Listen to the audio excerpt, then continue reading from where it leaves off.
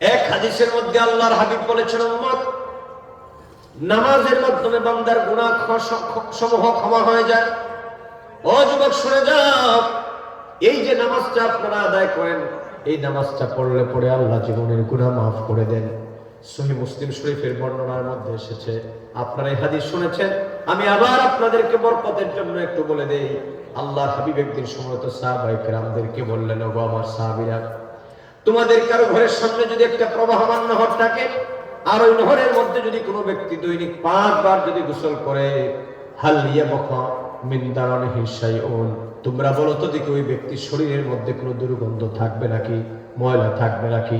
সাহাবায়ে কেরামগণ বললেন, ক্বালু লা ইয়াবকা মিন দারানিহি শাইউন, নবীজি গো আমার, কোন ব্যক্তি যদি প্রবাহমান ঝর্ণার মধ্যে যদি দৈনিক 5 বার গোসল করে, তার শরীরের মধ্যে কোনো ময়লা থাকবে না, দুর্গন্ধ থাকবে না, থাকার কথা নয়। কথা কোন ঠিক কিনা?